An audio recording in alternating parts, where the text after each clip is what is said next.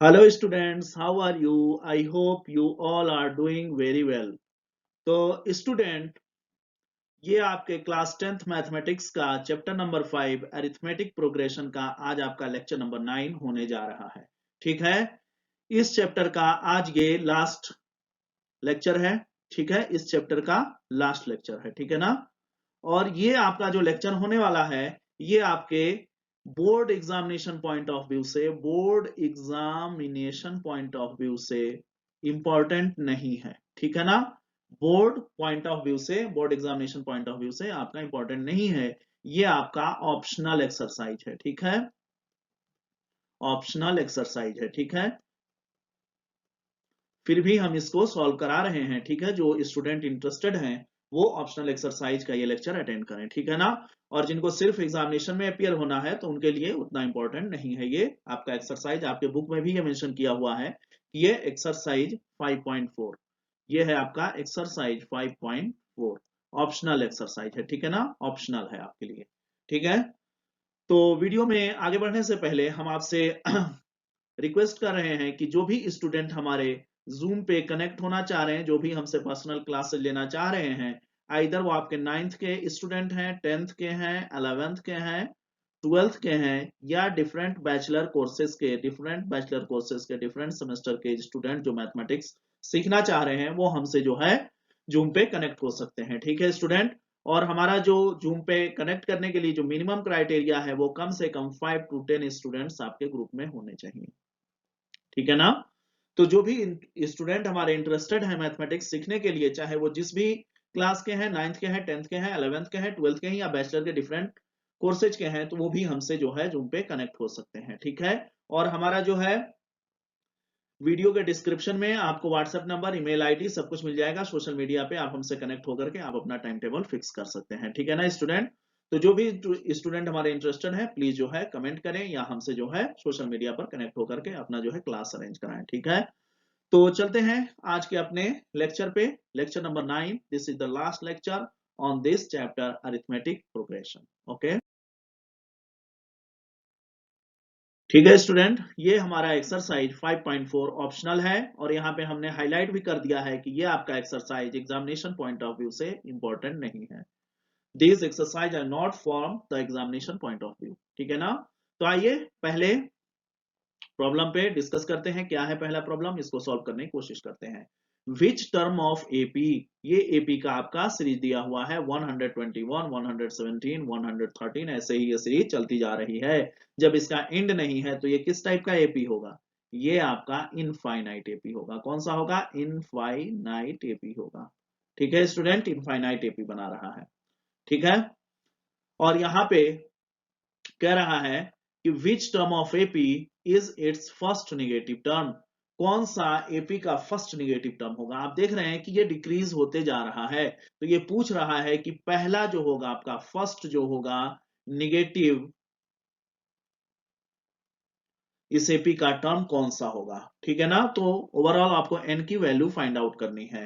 Hints यहां पे दिया हुआ है, for find n for a n is less than 0। Negative कहने का मतलब क्या होता है, निगेटिव का मतलब क्या होता है, निगेटिव नंबर्स कहां से स्टार्ट होते हैं, जो नंबर 0 से छोटे होते हैं, यानी ए एन इज लेस देन 0 जब आ जाए एन के जिस वैल्यू के लिए, तो आप बोल देंगे कि एन के इस टर्म पे जो होगा नंबर वो पहला निगेटिव नंबर होगा। ठीक है, तो सबसे पहले ए एन को आप फाइंड आउट करिए, एन के किस वैल्यू के लिए ए एन जो है, पहला ए एन जो है 0 से लेस आ रहा है। ठीक है, तो चलिए दिए हुए डेटा का यूज करते हैं और इसको सॉल्व करते हैं। क्या दिया हुआ है, ए दिया हुआ है 121, डी आपका सक्सेसिव माइनस प्रीसीडिंग, डी आ गया आपका -4, let that term is an. हमने मान लिया वो फर्स्ट निगेटिव टर्म क्या होगा, वो nth टर्म होगा। कौन सा टर्म होगा, nth टर्म होगा। For negative term a n is less than 0, यही कंडीशन यहाँ पे यूज करेंगे और ए एन का फॉर्मूला हम यहाँ पे लिख दे रहे हैं स्टूडेंट। और एन का वैल्यू क्या होना चाहिए, 0 से छोटा होना चाहिए। तो आप सारे वैल्यू रखिए, ए की वैल्यू है 121, n -1 एज इट इज रहेगा, -4 is less than 0, 121 -4 n +4 less than 0। इसी इक्वेशन को सॉल्व कर रहे हैं। 121 और 4 कितना हो जाएगा 125, और ये 4n आपका चला गया दूसरे साइड, तो ये हो गया +4n, यानी 125 इज लेस देन 4n। अब देखिए n n n के तरफ ये आपका सिंबल है और 4 जो है मल्टीप्लाई में है, तो क्या बनेगा 124 is less then 125 by 4 is less then n, ठीक है ना। n आपका क्या होगा 125 बाई 4 से लेस होगा। अब इसको फिर आप जो है कैलकुलेट करें और देखें कितना वैल्यू आ रहा है, तो डिवाइड करने के बाद आपको पता चल गया कि 31.25 आ रहा है, जो कि n बड़ा होना चाहिए किससे, n बड़ा होना चाहिए 31.25 से। 31.25 से बड़ा नंबर कौन सा होगा, नेक्स्ट जो होगा होल पॉजिटिव नंबर कौन सा होगा, वो आपका 32 होगा, यानी जो 32nd टर्म होगा वो आपका पहला निगेटिव टर्म होगा, ठीक है ना। तो ये चीज समझ में आ गई है, क्लियर है ना, या कुछ और इसमें एक्सप्लेन करते रहे, एक बार इसको देख लीजिए, हो सकता है यहाँ पे डाउट आ रहा हो। 125 इज लेस देन 4n आ रहा है कि नहीं आ रहा है यहाँ पे, ठीक है। n को एक साइड करते हैं और नंबर्स को एक साइड करते हैं, तो ये क्या हो जाएगा 125 by 4 is less then n, ठीक है, sorry is 125 is less then n, ठीक है।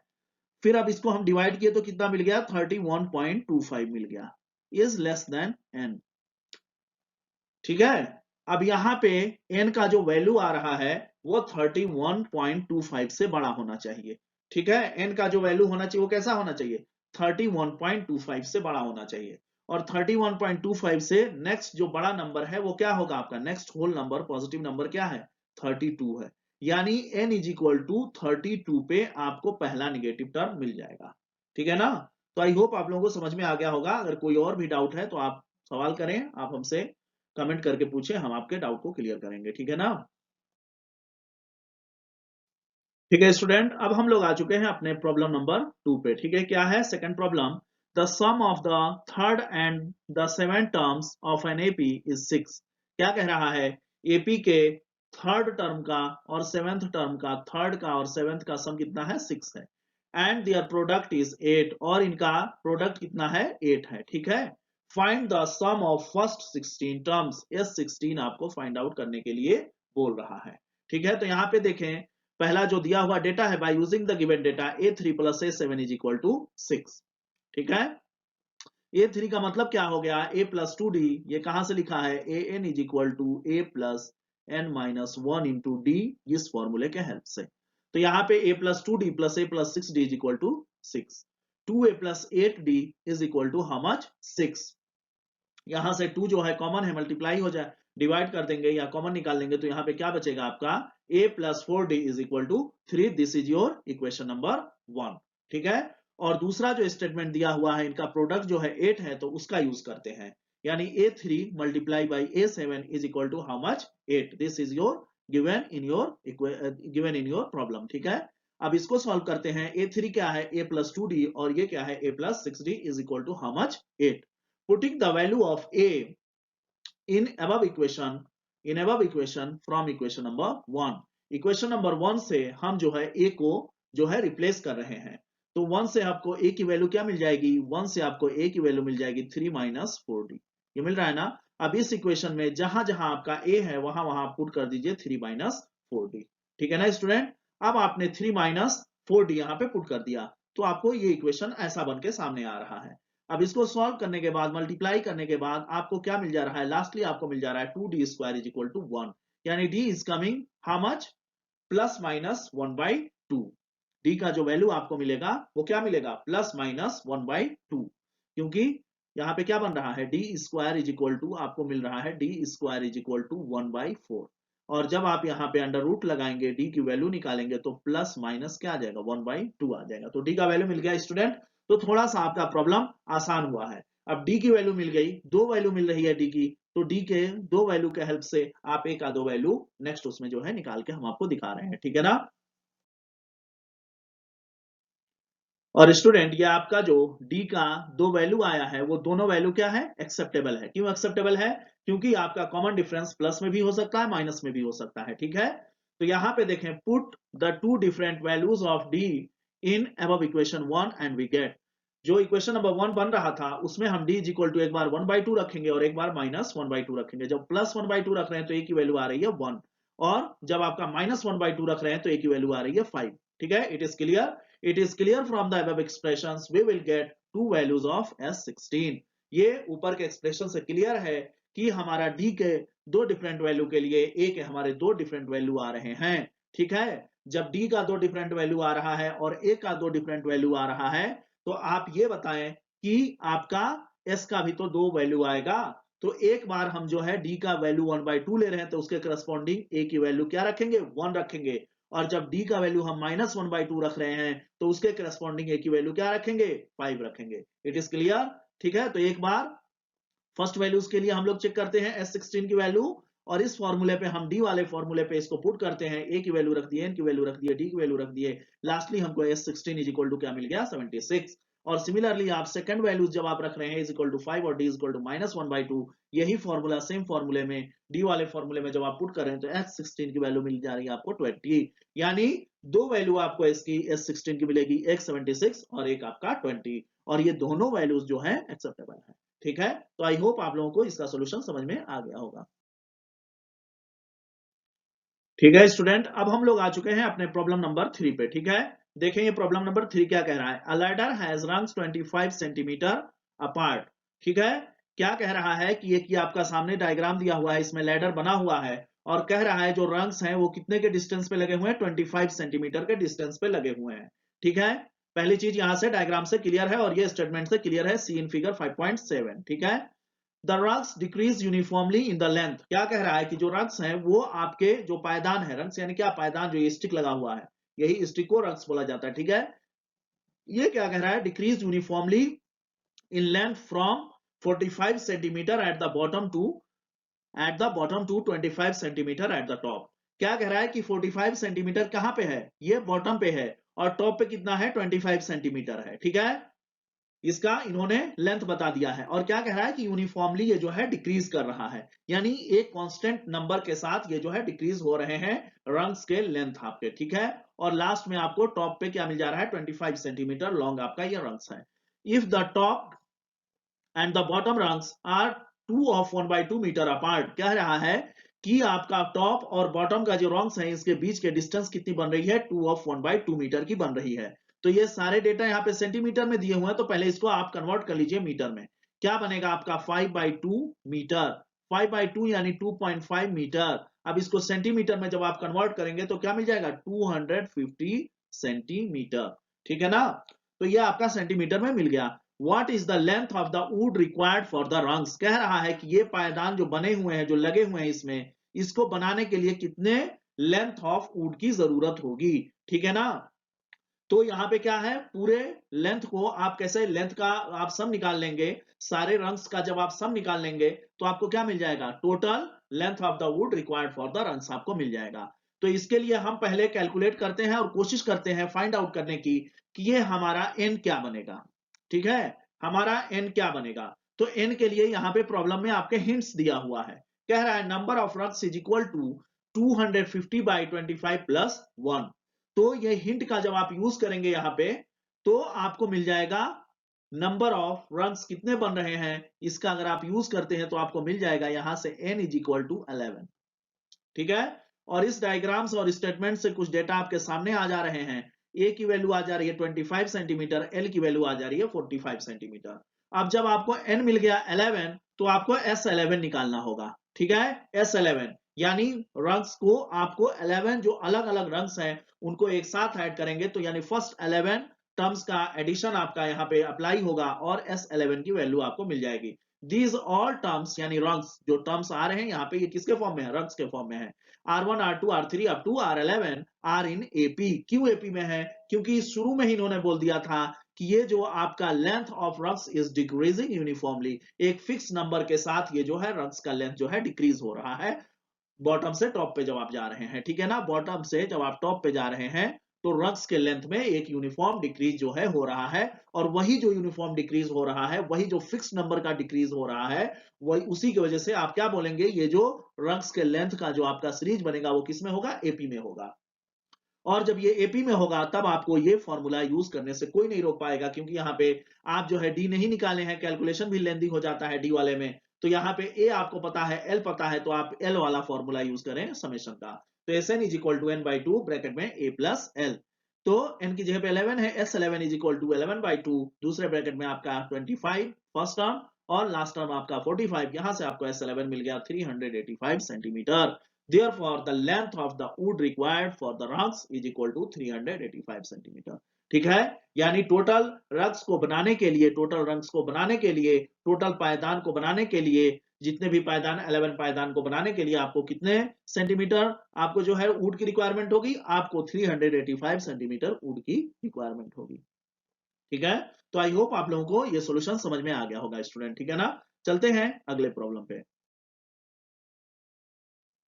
ठीक है स्टूडेंट, अब हम लोग आ चुके हैं अपने प्रॉब्लम नंबर 4 पे। ठीक है, ये आपका एक्सरसाइज 5.4 का प्रॉब्लम नंबर 4 है। ठीक है, आपका यहाँ पे दिया हुआ स्टेटमेंट है और यहाँ पे हिंट दिया हुआ है, इसके हेल्प से आप इसको प्रॉब्लम को सॉल्व करने की कोशिश करें। क्या कह रहा है, the houses of a row are numbered consecutively from 1 to 49।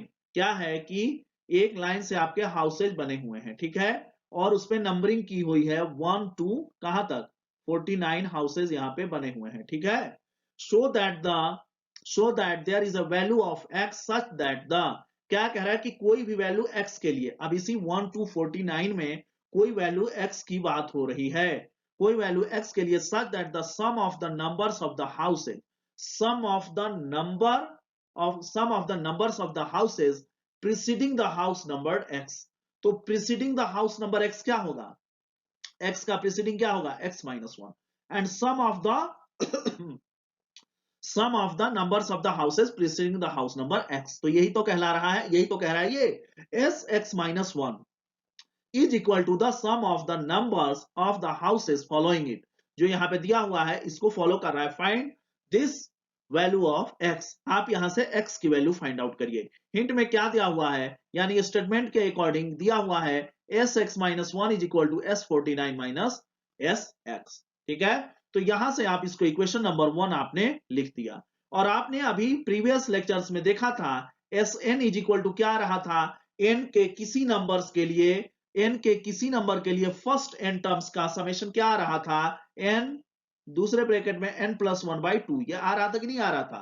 इसी को अब हम एज ए फॉर्मूला यूज करते हैं, फर्स्ट n टर्म्स का सम कितना आ रहा था, Sn is equal to n दूसरे ब्रैकेट में n प्लस 1 बाई 2 आ रहा था। अब इस फॉर्मूला का यूज करेंगे हम, और n के जगह पे क्या पुट कर देंगे, यानी x के लिए अब हम n के जगह पे x पुट कर देंगे, और x माइनस 1 जो है n के जगह पे पुट कर देंगे। इसी फॉर्मूले में एक बार क्या करेंगे, जहां पे एस एक्स माइनस 1 निकालना है वहां n इज इक्वल टू क्या हो जाएगा, x माइनस 1, और जहां एस एक्स निकालना है वहां n इज इक्वल टू क्या हो जाएगा, x हो जाएगा। इस फॉर्मूले के अकॉर्डिंग आप इस इक्वेशन नंबर 1 को सॉल्व करें। ठीक है, applying this formula in above equation 1, above equation 1 में हम ये फॉर्मूला पुट कर रहे हैं, क्योंकि x के बारे में हमको पता नहीं है, लेकिन इतना पता है कि x कोई आपका पॉजिटिव इंटीजर नंबर है। तो 1 टू n के लिए जब आपने फॉर्मूला लिखा था Sn is equal to n दूसरे ब्रैकेट में n प्लस 1 बाई 2, ऐसे ही आप Sx के लिए भी तो ये फॉर्मूला लिख सकते हैं। ठीक है ना, वहां पे भी फर्स्ट n टर्म्स में भी क्या था, आपका d जो आ रहा था, जो कॉमन डिफरेंस आ रहा था वो 1 आ रहा था। इस केस में भी जो आपका d बन रहा है वो क्या बन रहा है, 1 बन रहा है। ठीक है ना, तो आसानी से आप इस फॉर्मूले को यहाँ पे पुट कर सकते हैं। अब जहां जहां पे x माइनस 1 है स्टूडेंट, वहां वहां पे आप जो है n के जगह पे x माइनस 1 पुट कर दीजिए, तो n क्या हो जाएगा, x माइनस 1 हो जाएगा, और n प्लस 1 क्या हो जाएगा, x minus 1 plus 1 by 2 is equal to s49। n की जगह पे क्या हो जाएगा, यहाँ पे 49 हो जाएगा, यानी 49 प्लस 1 यानी 50 बाई 2 माइनस एस एक्स, यानी n की जगह पे x रख दीजिए, x दूसरे ब्रैकेट में x प्लस 1 बाई 2। ठीक है ना स्टूडेंट, अब इस इक्वेशन को सॉल्व करेंगे, सिंप्लीफाई करने के बाद आपको मिल रहा है x square is equal to 1225, यानी एक्स स्क्वायर की वैल्यू क्या आ रही है, x square is equal to क्या मिल रहा है, 1225। अब क्या करेंगे, इसका जब रूट निकालेंगे इस नंबर का, तो आपको सामने आ जाएगा ±35। तो रूट निकालना आपको पता है, आप रूट निकाल लीजिएगा। रूट निकालने के बाद 35 आ रहा है, तो रूट की वैल्यू हम लोग कैसे लिखते हैं, प्लस माइनस के साथ लिखते हैं। तो x का वैल्यू क्या रहा है, ±35। अब ये बताइए आपकी x जो है वो क्या है, कोई हाउस का नंबर है। अब आप देखिए 1 to 49 नंबरिंग की हुई थी, पहले ही क्वेश्चन में बोला था। तो आप बताइए यहाँ पे +35 कंसीडर करेंगे या -35 कंसीडर करेंगे या दोनों वैल्यू कंसीडर करेंगे। तो आप बिल्कुल बेझिझक बोल सकते हैं कि x का हम जो है सिर्फ पॉजिटिव वाला नंबर ही कंसीडर करेंगे, क्योंकि 1 to 49 के बीच में +35 ही आएगा और हाउस नंबर जो होगा वो आपका निगेटिव नहीं हो सकता है। इसके अकॉर्डिंग 1 to 49 नंबर्स ही वहां पे मेंशन किए गए हैं। इसलिए therefore we will consider x is equal to 35, यानी x का वैल्यू आपने निकाल दिया 35। तो आई होप आप लोगों को ये सोल्यूशन समझ में आ गया होगा स्टूडेंट, ठीक है ना। ठीक है स्टूडेंट, अब हम लोग आ चुके हैं अपने एक्सरसाइज के ये 5th प्रॉब्लम पे। ठीक है, प्रॉब्लम नंबर 5 क्या कह रहा है, जरा देखें ध्यान से।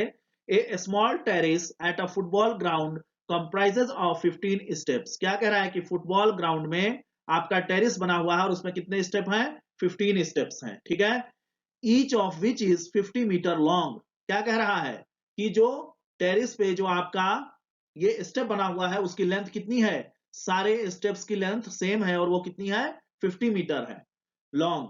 And built of solid concrete, और इसको जो बनाया गया है वो किससे बनाया गया है, इस स्टेप को सॉलिड कंक्रीट से बनाया गया है।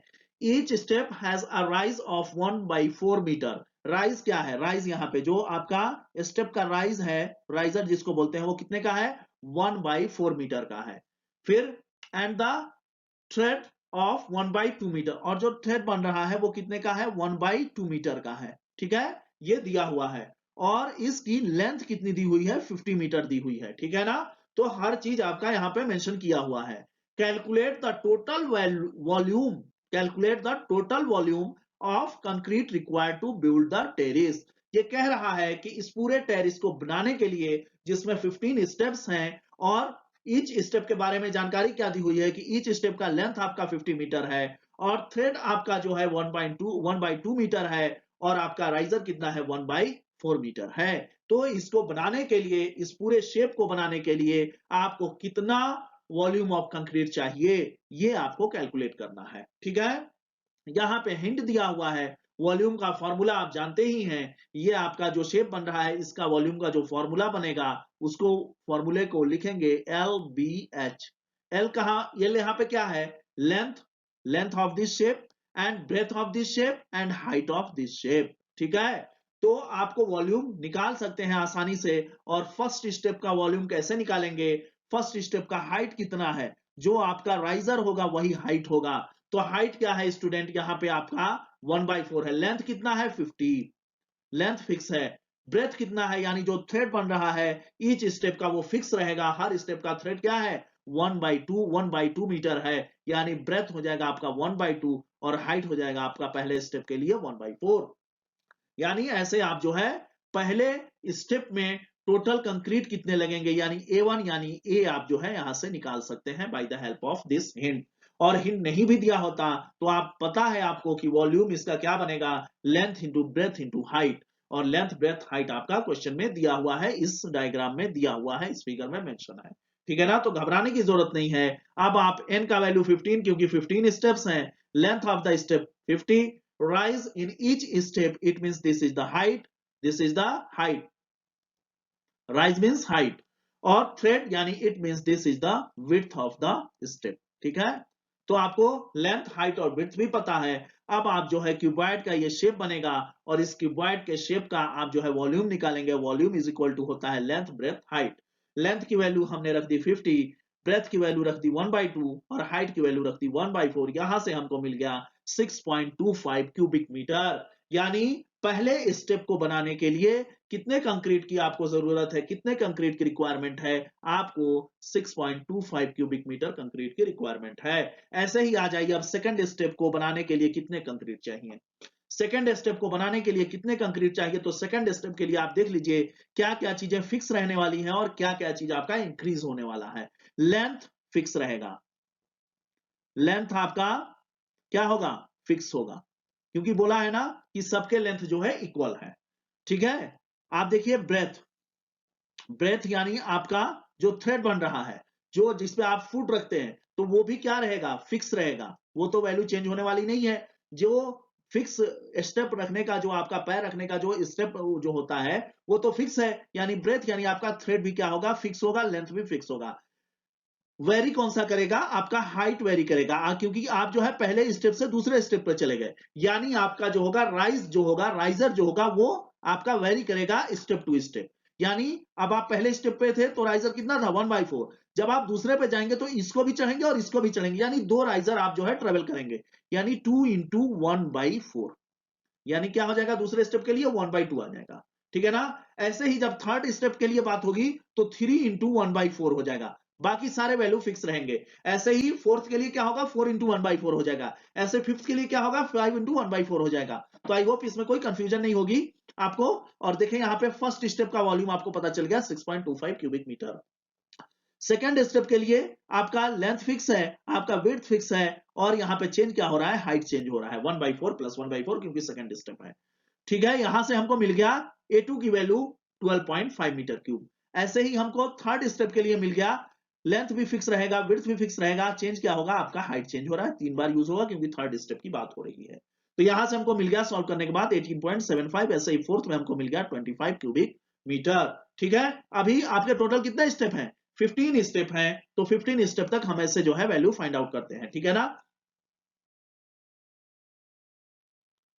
ठीक है स्टूडेंट, अब ऐसे ही फिफ्थ स्टेप तक आप निकाल लिए थे ना वॉल्यूम। ऐसे ही डॉट डॉट करके यहाँ पे आप जो है आ जाइए 14th स्टेप पे।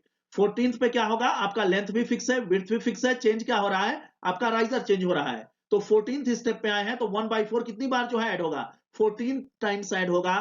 तो 14 टाइम्स ऐड करें या 14 से हम इसको सिंपल मल्टीप्लाई कर दें। इसको सॉल्व करने के बाद हमको मिल गया 87.5 क्यूबिक मीटर। 15th स्टेप को बनाने के लिए हमको कितना जो है कंक्रीट चाहिए, ये हमको मिल गया 93.75 क्यूबिक मीटर। ठीक है, अब आपको फर्स्ट स्टेप से लेकर के 15th स्टेप तक कितने कंक्रीट चाहिए आपको, 1 बाय 1 करके आपने निकाल लिया है। ठीक है, अब आप यहां से एक चीज क्लियर कर लें कि जो ये आपका कंक्रीट चाहिए हर स्टेप के लिए, क्या इसमें जो डिफरेंस आ रहा है, जो इसमें डिफरेंस आ रहा है वो आपका कॉमन है कि नहीं है। एक यूनिफॉर्म जो है कंक्रीट का, उसमें एडिशन हो रहा है कि नहीं हो रहा है हर स्टेप में। तो पहले आप डिफरेंस निकालिए, अगर डिफरेंस सेम आ जा रहा है 4-5 स्टेप में, तो आप समझ जाइएगा कि ये जो है कंक्रीट का जो रिक्वायरमेंट, जो वॉल्यूम बन रहा है ईच स्टेप में, वो क्या फॉलो कर रहा है, वो आपका अरिथमेटिक प्रोग्रेशन बना रहा है वॉल्यूम इनका। तो देख लेते हैं difference of volume between first and second step. Second step में से फर्स्ट स्टेप वाले के वॉल्यूम को सब्ट्रैक्ट किया, कितना आ गया, 6.25।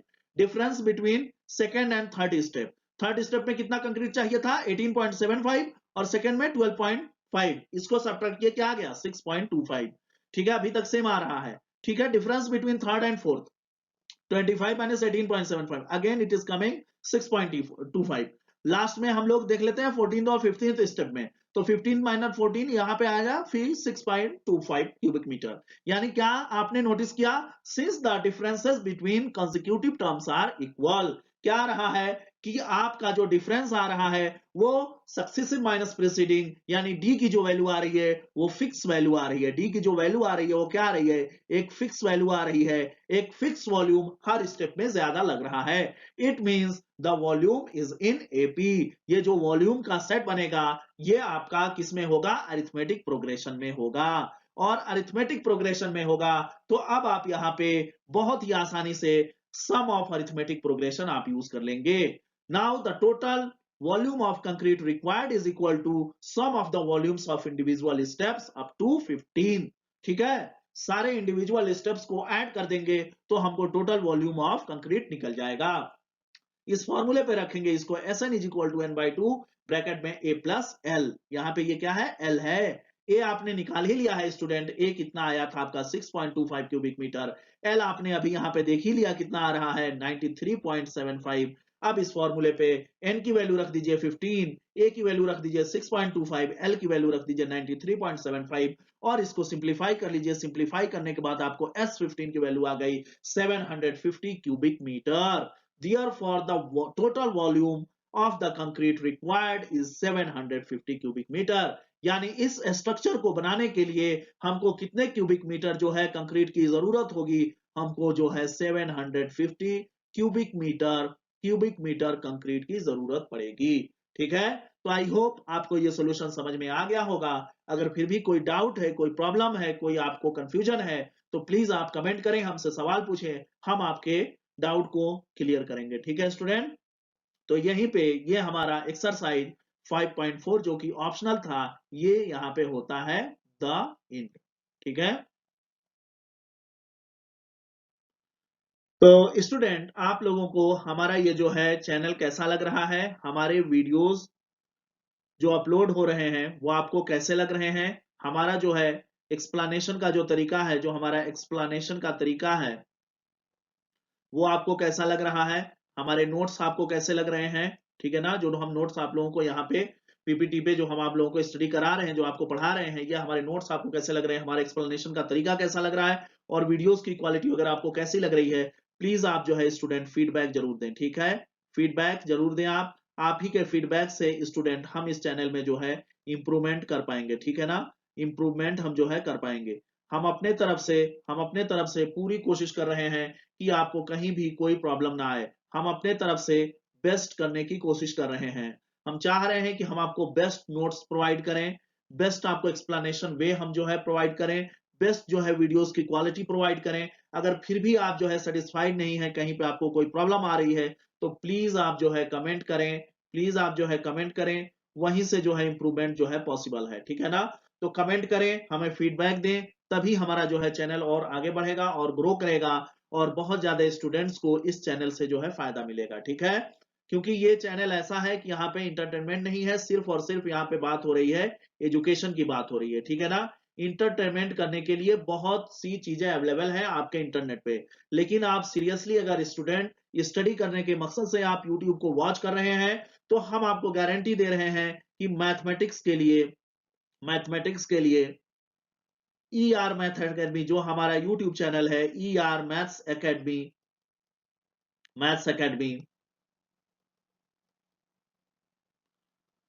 इससे बेहतर प्लेटफॉर्म आपको यूट्यूब पे नहीं मिलने वाला है, क्योंकि हम गारंटीड आपको बोल रहे हैं कि हम जो है क्लास 9th से लेकर के बैचलर के डिफरेंट जितने भी आपके बैचलर कोर्सेज होते हैं, और जिस जिस सेमेस्टर में आपको मैथमेटिक्स पढ़ाया जाता है, हम हर एक क्लास के मैथमेटिक्स को कवर करने वाले हैं। और साथ ही साथ हम जो है डिफरेंट कॉम्पिटिटिव एग्जाम्स